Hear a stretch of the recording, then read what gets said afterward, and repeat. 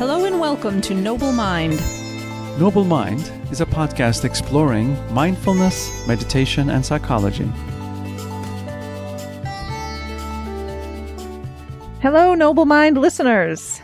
In this episode, we speak with Weiser Cornell and Barbara McGavin about working with our inner critics using a process they developed called Untangling. Anne and Barbara also share key insights from their personal journeys and discuss how they developed inner relationship focusing, a body-based modality designed to facilitate emotional healing. Barbara McGavin has been practicing focusing since 1983, and along with Anne has been developing inner relationship focusing and untangling. Barbara is a certifying coordinator for the International Focusing Institute, as well as an accrediting mentor for the British Focusing Association. Anne Weiser Cornell was getting her PhD in linguistics at the University of Chicago when she met and studied with Eugene Gendlin, the originator of focusing. She began assisting his focusing workshops in 1980 and is now internationally recognized as one of the leading innovators and theoreticians of focusing. Along with developing inner relationship focusing and untangling with Barbara, she has written 5 books, including the bestseller The Power of Focusing and 21 Days to Healthier Boundaries. You can get this episode's show notes and join our email list at noblemindpodcast.com. Enjoy the show. Welcome. We are here today with Anne Weiser Cornell and Barbara McGavin. Thanks so much for joining us.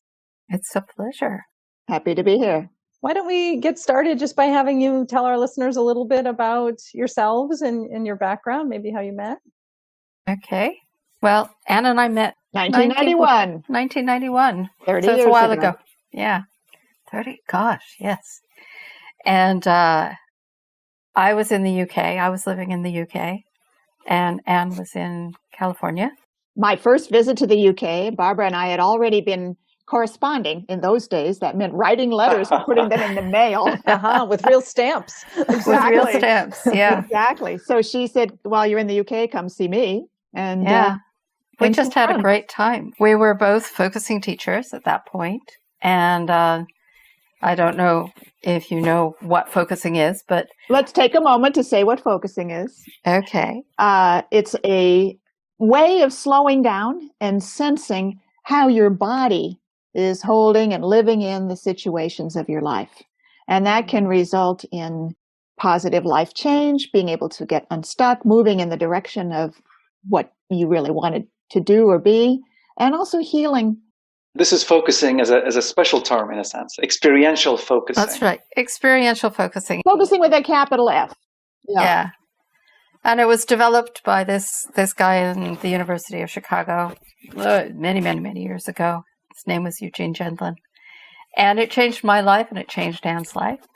And so we met and just had a wonderful weekend. I said, why don't you come and do some focusing with some friends of mine? And we went down to Devon and just had a wonderful time together. And at the end of it, Anne said, well, I'd like to come back and do some more. And so the next year, I helped her organize a course, and the year after that, we started co-teaching together, and we've been co-teaching ever since. What was really striking when we first met is that both of us had been developing some further new ideas about this focusing process that we'd received from our teacher, and they were very related to each other. That was one of the clicks we felt when we met. Like, oh, you've been thinking focusing is really a kind of inner relationship, and it's the inner relationship that's important. Well, I've been thinking that same thing. And And so what is now known as inner relationship focusing, which is a style or development, elaboration of the original focusing, people teach it all over the world. That's how it began. We developed inner relationship focusing. Yeah. Would that come under the umbrella of parts work? Not yet. Inner relationship focusing has to do with the quality of attention that you're giving to what you find inside yourself. And it's not that there was none of that in the original focusing, but we emphasized it. Yeah. And that quality is compassionate and kind and gentle and open and curious, non-judgmental, and so on. So We emphasized that. But then in 1994, so 3 years after we met, after we'd started co-teaching, I went through a kind of crisis where I realized, just as we were about to teach together, I realized that I had been using alcohol addictively. And I was just hit by waves of shame and anxiety and worry. How am I going to deal with this? I'd been focusing teacher. I was an internationally known focusing teacher, but I was using alcohol addictively. So I confessed this to Barbara as we were beginning to teach. I don't know what to do. I don't know how to deal with this. And I said, I think maybe we should do some focusing. And so we did a lot of focusing. Even while teaching, we had every free moment in working together on this. Can you describe what that process is for our listeners who are a little less familiar with what does it mean to do focusing as a pair sort of together? So a pair of people do focusing when one person is the one doing the focusing, and the other is what we call a companion who might follow them with gentle reflections and also maybe offer some suggestions and invitations. The person focusing is going quiet, bringing awareness to the body, inviting a body sense of something, getting to know it, describing it, listening to it.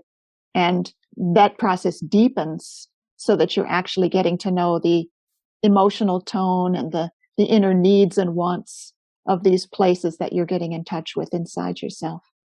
So we sat down to do this, and it was as if the process itself was teaching us what we needed to meet this new challenge. And Barbara is a genius. She's absolutely amazing. So every time we'd finish a session, she'd pull out her notebook and write down, what did we learn?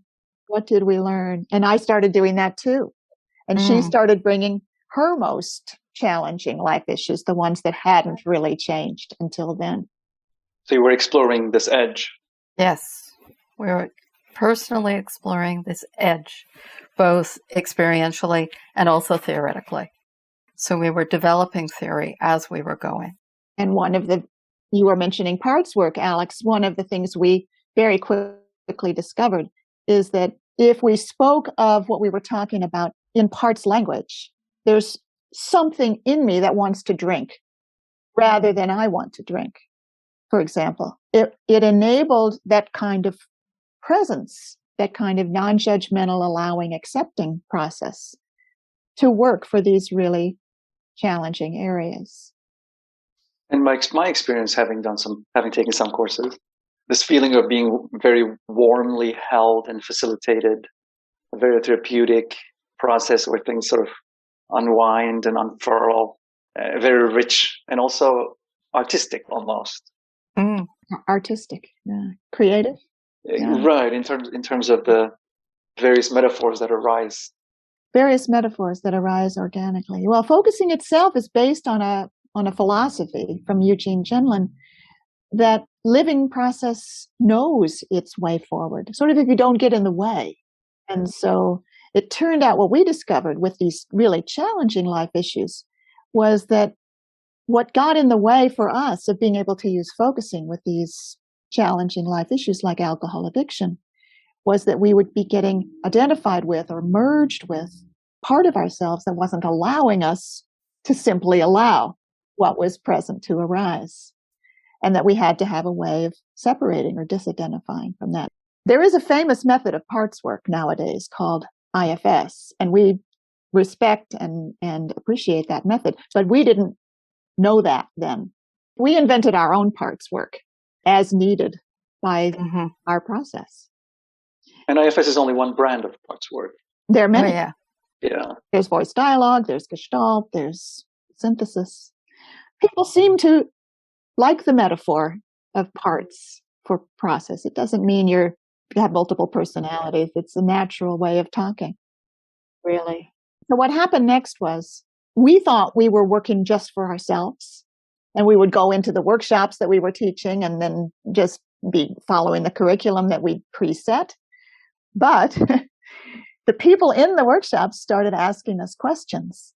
that we felt we could only answer from the new understandings that we'd arrived at. Very fresh, very kind of vulnerable. But we looked at each other in the room and we have to tell them. What are we going to do? We really did. We thought, should we say something here? Should we say something about these new understandings we've been arriving at? And we did, and people just loved it. And by the next year, that was what they wanted us to come and teach. Right. Rather than just plain focusing. So it's a way of applying focusing to really challenging, really difficult life stuff. areas like addiction, like procrastination, like mega inner critics. And inner critics is one. Depression is another. Yeah. Obsession is another. Yeah. Yeah. We had them all. Action blocks. Action block. Right. And at that time, we called it treasure maps to the soul. But as the years went by and we taught this kind of process and it kept developing each time we taught it 3 or 4 times a year all over the world, we realized we really wanted to call it untangling. So that's what it's called now. Both inner relationship focusing and untangling are in the same treasure chest as like mindfulness, self-compassion. Definitely. So could you unpack a little bit more about untangling for us? The word untangling implies that there is such a thing as a tangle. And so rather than calling this a syndrome or a problem or an issue, we decided let's call it a tangle. Because the tangle is the situation. The situation has become tangled, and our response to the situation has become tangled over time. Like we have a difficult situation in our lives, and like all of the ways that we try to deal with it, we wind up kind of going around in a circle, and we do the same kind of things. Like, what's going on, people? I don't get it. I don't understand. I'm doing my best. I'm trying my hardest, and it's still a mess. What can I do? And so we thought, okay, this is really interesting. What can we do? So we brought everything that we knew. And the first thing, of course, is we noticed that the way that we were with the situation, like there's the situation and there's the way we're with the situation. That's a shift already. So I am here and I have this situation. It's a mess. What's going on here? I am going to create an environment of attention. We found that the quality of attention made a huge difference. Mm-hmm. And the quality of attention of curious, patient, open attention, that was the base. But there was a lot of stuff that got in the way of doing that. And so how do we cultivate that kind of attention? Yeah, it sounds like I'm imagining that experience of having a struggle and then trying to be with it and relate to it, or as you're saying, kind of step back and be curious about it. But then like another part sort of saying like, no, just fix it. Or like, you shouldn't have this problem, or something else coming up that then what's gets wrong in the with way. you? And, right. Yeah. Exactly. Yeah. And when you're in a tangle, every thought you think about it is part of the tangle. Mm-hmm. And everything you try to do to solve it is part of the tangle. And that's why it can be so frustrating, and people may give up, but it's something important to use. One of the stories we like to tell is a woman who wanted to be very eloquent. She wanted to speak in public, but she was terrified of public speaking. And so every time she opened her mouth, even in a spontaneous meeting where she didn't plan to be a speaker, but somebody called on her to say something, and then she would speak. And then she would practically kill herself for being stupid and dumb and saying it wrong, and feel like she was just so ashamed of what she said, and ruminate for days about how awful it was.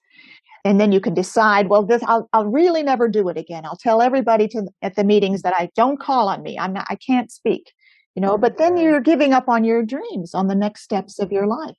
So tangles feel like that. They feel like there's no right way out. There's no solution. There's nothing you can do to help. And as Barbara was just saying, that a key process is what we're now calling cultivating self-in-presence. And that means that I remember that who I am is the one who can turn toward anything inside myself with curiosity, with compassion, with warmth. It has to do with where we identify. And the very simple process that if you say, I'm angry, or I want to drink, you're identified, you're merged with something. Whereas if you say, something in me is angry, or something in me wants to drink, then you're disidentifying. And as you disidentify, you can become this environment. We call it an environment in which what's tangled can untangle. So, is it a quality of a tangle? Is a tangle sort of like a Gordian knot where the efforts to pull it apart actually Make it tighter. Make it worse? Exactly. A tangle is a kind of problem that gets worse when you try to solve it. It's full of emotions, it's full of history, and it always involves other people somehow. And it seems to involve the nature of reality itself, like the world is such a place where, or I'm such a person that I can never get what I really need, and many thoughts and beliefs are sort of entangled in all that. Yeah. So the self in presence is an environment, you said. So you become aware that you're almost like, or you're the stage where this play is taking place. It's a very interesting experience to be the environment. And tangles are full of parts. And the parts are in all sorts of different relationships with each other. Some of them are ganging up on other parts. Some of them are fighting each other. Some of them are pretending that they don't exist. All of those are there inside. And one of the metaphors we use is, I am the space. Mm-hmm. I am the space that contains all these parts. I am the space that can welcome all of these parts. Every single part in a tangle can be here, and I will contain them. I hold them. I have them. So that I am not separate from them, but I am not identified with them, because they're part of me.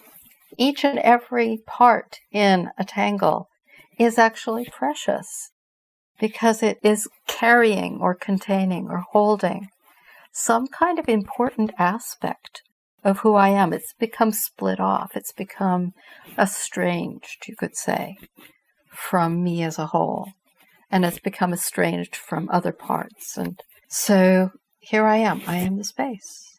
Untangling or interrelationship focusing creates this sort of almost structure for the process to occur safely. Mm-hmm. Exactly. And it's very trauma sensitive. So yes. There are guardrails. There is a built-in safety to this work. You can't go too far or push too hard or take yourself too deep, because you're paying attention all the time, even to the places in you that say, whoa, wait a minute, this is a lot.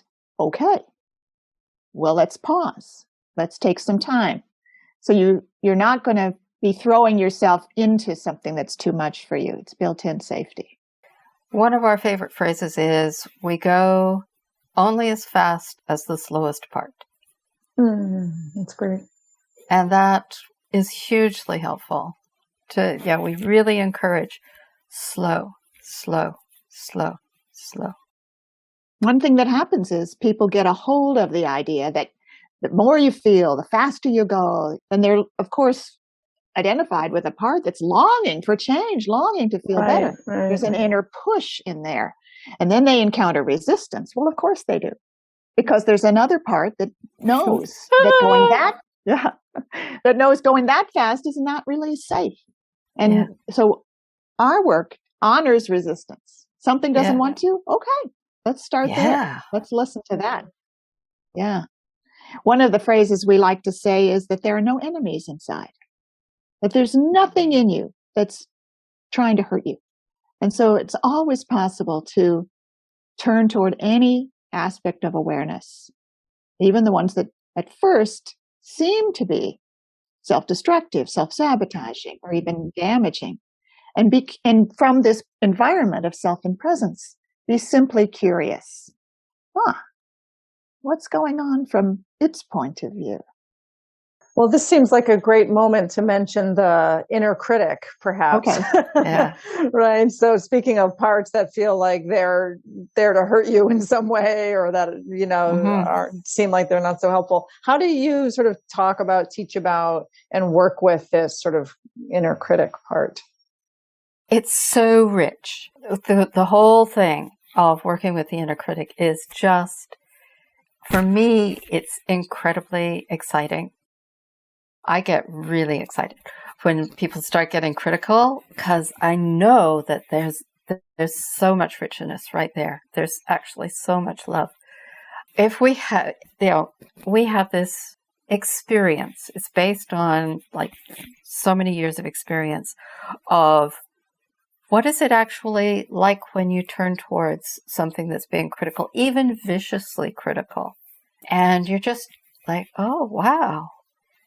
Something has really got you in a state. So immediately we start with empathy. It's like, there's got to be some good reason from its point of view that it's behaving like this. It's not random. And it's, I believe that it's attempting something. It's either, or it's both, very afraid that if it doesn't step in and like swoop in and take over, that you are going to crash off the edge of the cliff any second now. So it's really afraid that your life is in danger in some way. And so it's like a mother yelling at her kid, how could you run into the road like that? Like getting that, it's like that kind of mother anger. Right there is one of the ways it shows up. So I'm just going to assume that it's like mother anger when it's doing this really dumb thing. And it says, you idiot. How could you do that? And the other thing is it's hoping for something from doing that. Mm-hmm. So I get what it's afraid of and I get what it's hoping for. And either way, there is something that's more than just, you're an idiot. You're an idiot is just how it's showing up. But what's going on behind those words for it? That's what we're looking for, is what's going on behind the words. Our relationship with the inner critic, it's the most tragic love story on earth. Because it's a part of you that it devotedly loves you and wants the best for you. And yet is sort of doomed, you could say in the fairy tale style, doomed to only express itself in a way that sounds like it doesn't like you and that it hates you. And so it's like the curse of the inner critic it's the most tragic love story. I was thinking relating to the inner critic in a very different way, like it's unreasonable or perverse or whatever. It's just sort of being difficult. No, that's not it. Yeah, or it's some kind of habit. I learned it from my parents and go away, or talk back to it and tell it can't talk to me that way. We don't think those methods really work because they don't change it really. Mm-hmm. Right, because I know that people think about hearing this voice in their head and it sounds like maybe an abusive parent, or it sounds like, bullies from their past or other ways they've been mistreated. And so there's different methods that other traditions have developed to work with it or not work with it, or try to sideline it, or as you say, talk back to it, or say like, you can't treat me that way anymore, that kind of thing. So this is a very sort of radically different way of relating to that, I think. Radical gentleness. It turns out the inner critic can shift almost in an instant from seeming to be angry and mean and cold and stern and like the worst abuser of your past. It can shift in a moment because it is not the worst abuser of your past. It actually is trying to help you, but it learned some of its language styles and its relating styles from those early people. We don't know what motivation they had to be treating you like that, but we know 100% sure that your inner critic is trying to help you, trying to save your life. Basically, it may be afraid that you'll be rejected by other people if you step outside the boundaries that you've been living in. No. Well, who do you think you are? You can't be any more than you are. It says those things, but it's trying to keep you from going out in what it thinks would be endangering you. And we don't have to believe it and stay small. But this relationship that we're suggesting, the changed relationship where you, self and presence, turn toward the criticizing voice and say, oh, hey, might you be worried about something that you're talking about? Talking to me that way?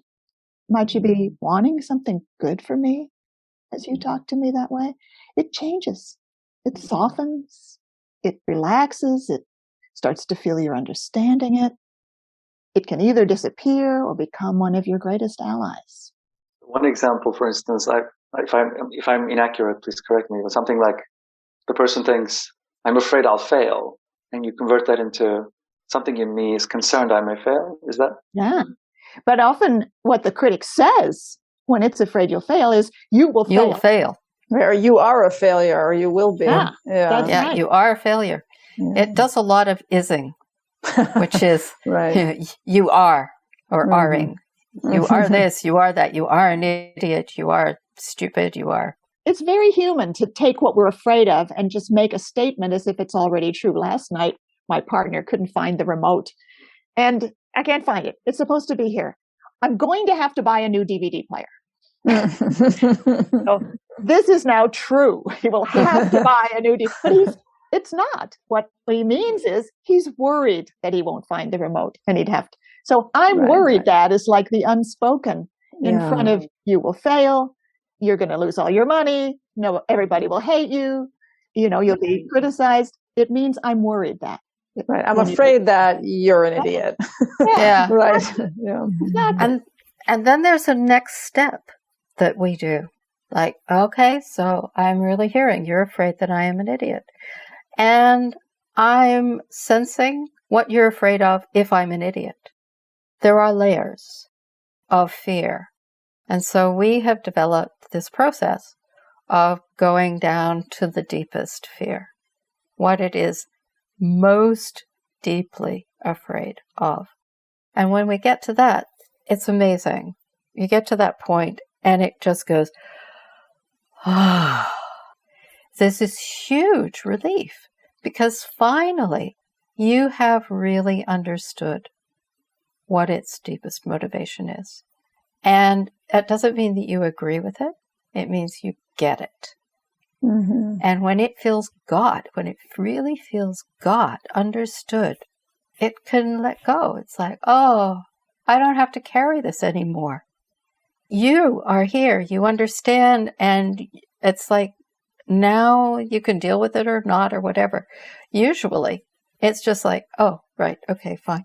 Like, I got to the deepest level of one of my critics, and it was afraid that there was something congenitally wrong with me, and that's why my life was the way it was. It's like, you're congenitally wrong. There's nothing you can do about that. It's just, it is what it is. And I got to that point and it went, like huge relief. And then there was this, oh, I can live with that. Like it was no longer an issue. It was just not an issue. And this was like one of the key things where I shifted from really suicidal depression to okay. Mm-hmm. It was like a big thing Wow. when it happened. And it was like this critic was carrying this thing around inside, which like there's something really, really, really flawed and you can't do anything about it. It was like that. And it took it took a long time to get to that point, but then it shifted. I'm thinking also as we're talking about the inner critic, I can't help but also think about relating with the like outer critics or being critical myself, with somebody else, and how like that also can shift very quickly, or that's, not coming from it's usually coming from wanting to be helpful or having a concern or a fear or something. And that can also be turned around often very quickly by being heard or understood or, just reassured maybe, or what have you. Yeah. Being able to understand that another person may be worried about something, and that's why they're saying what they're saying is very, very nice. can be very diffusing, right, of a tense situation. And also my own criticisms of other people. I look at another person and I think, oh, there's something wrong with that person. They got to fix that. I can't stand it. And I said, wait a minute. Can I take a moment with myself and ask, what am I worried will happen if that person keeps being the way they are? Mm-hmm. And then doing that process of going deeper, where we ask, and then what might I be worried about if that happens? What may be the deepest worry if that happens? And it, again, can be very, very relaxing and releasing when you get to the deepest worry and you are there. In other words, this is the self in presence. You are there as self in presence, hearing the deepest worry, letting that part of you know you hear it. We think that parts developed partly because there was a time when self in presence was missing. And the ability to be a listener to yourself, the ability to be that environment of acceptance for yourself, and also the people around you also didn't have that ability or weren't giving you the kind of attention that would have enabled things to move and process and go forward. Instead, they stayed hidden, they stayed silent. That younger you that you were had to keep things hidden and locked away and not even talked about. And those are what we call stoppages that can happen earlier in life and can be the origin of a tangle. The parts thought they were alone. That's one of the things about the inner critic. The inner critic is anxious, worried. It's also, in a way, powerless. It can only tell you things. It can't actually move your body. Like it may say, you need to exercise more. You're a slob. You should, but it can't be the one exercising. That's why it has to keep saying those things to you. So it's anxious, it's powerless, and it's also lonely. And that part of you has believed that it alone was the one who had to keep you safe and keep you protected in the ways that it's still doing. And it has an origin of a long time ago, so it's quite young. And when you are self in presence, and you arrive on the scene, I'm here now, that's another reason that inner critic can relax finally. And why what's painful doesn't have to be as painful. Because there's somebody here who's providing comfort, acceptance, compassion, empathy in the way that really needed to happen all along. We're fulfilling something that was missing at the origin of these things. Would you say there are parallels with or aspects of reparenting or resocializing? Yeah, I think that's right. And what we would say, based on the theories of Jean Gendlin, is that the organism, that is, humans and everything alive, the organism is always ready for the next step that would be the step of life, fuller life. Like when you inhale, you're ready to exhale. Mm-hmm. When you're hungry, you're ready to eat. After you eat, you're not hungry. You're ready for digestion. So there's a very natural organismic process of readiness for the next step of life, including babies being born ready to be held securely, fed, and gazed at with delight by the people around them, smiled at.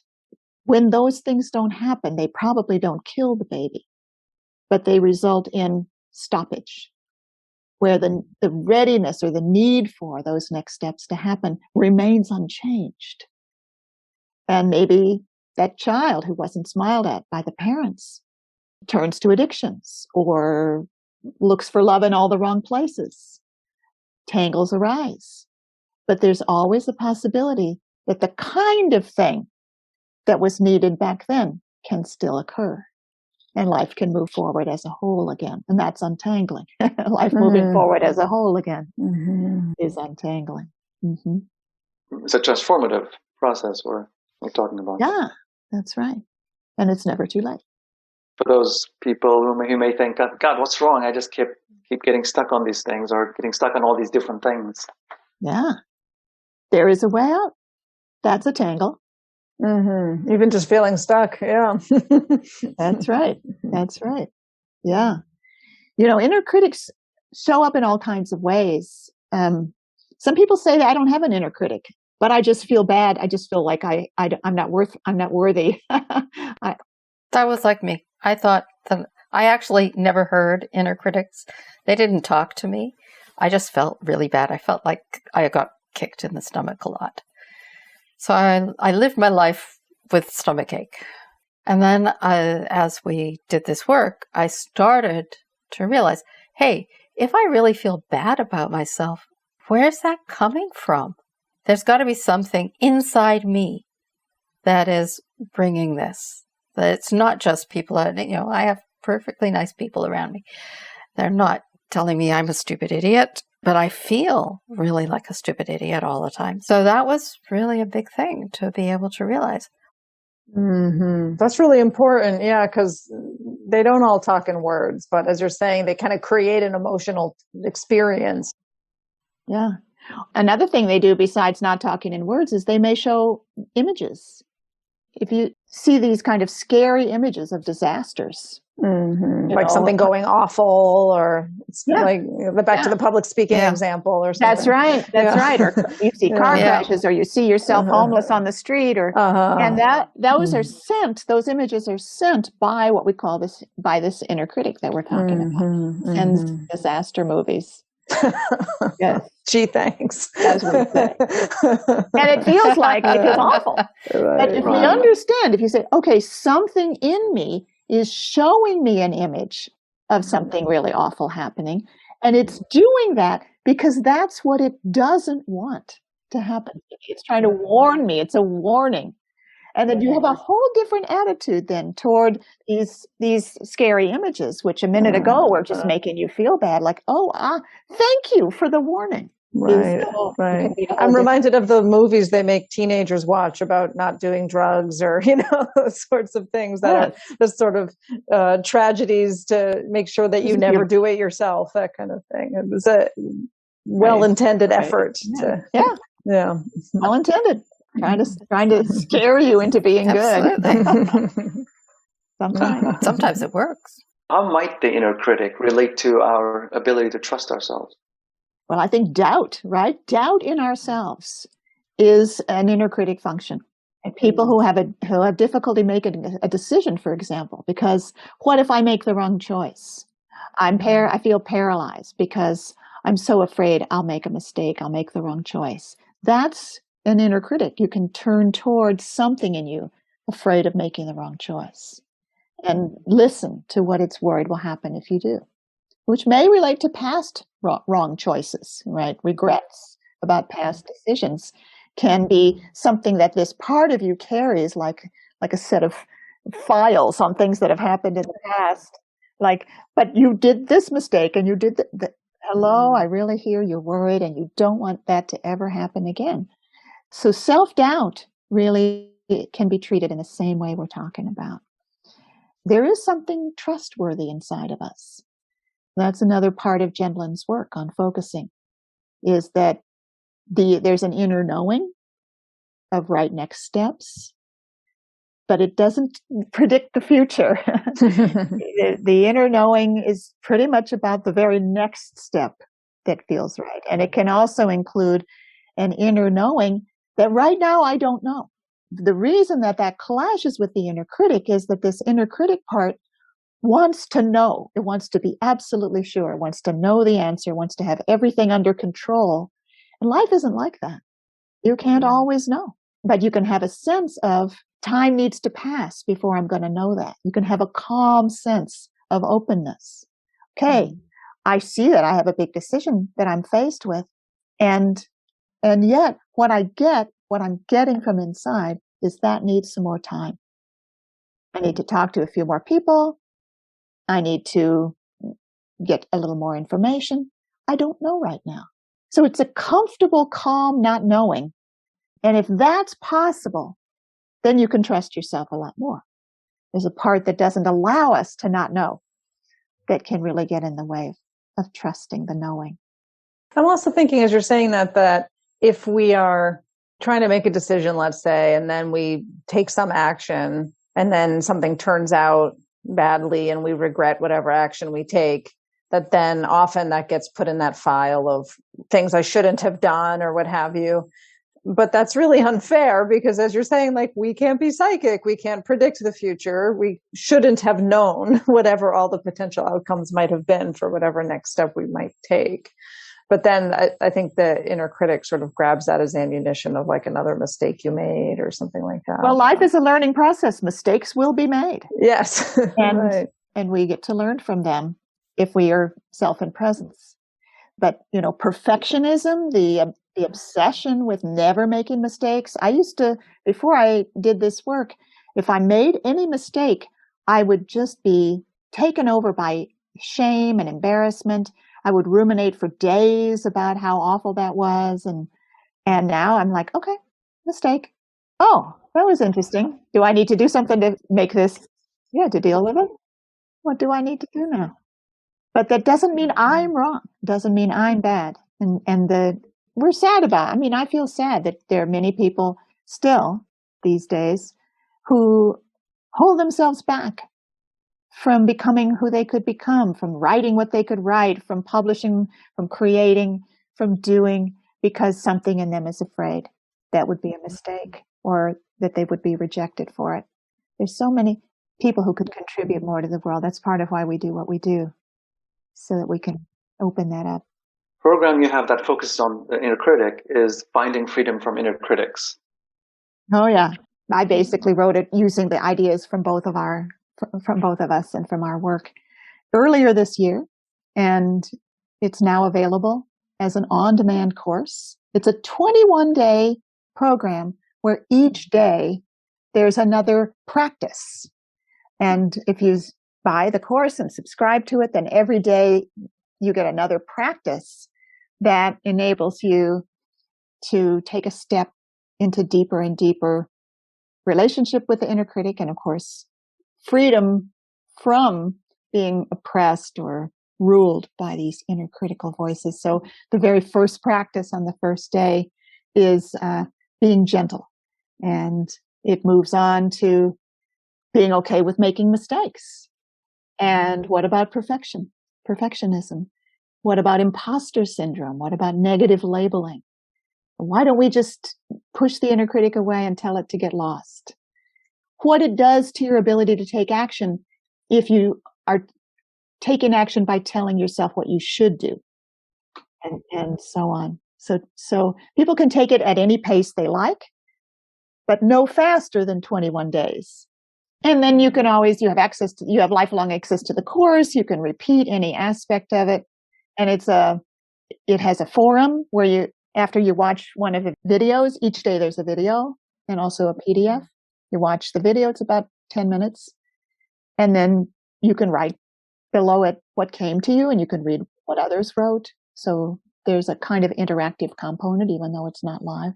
That's nice. Yeah, I feel like it's so easy to feel alone, especially with our critics, and having other people around willing to talk openly about it and explore them together, I think could be really healing. Yeah. This can be really revolutionary. It can really change the way you talk to yourself. It change the way your day feels. Mm-hmm. How are you talking to yourself when you get into the shower in the morning? How are you talking to yourself when you brush your teeth? What's your day going to be like? What I did yesterday was stupid. I'm going to blow it again today. Or is there something else going on? It can really change things. We're working on a book as well. And if people want to be notified of that book when it comes out, just focusingresources.com, get on the mailing list, and we'll let you know. Great. Thank you so much for talking with us today. It's a pleasure. Thank you so much. Thank you.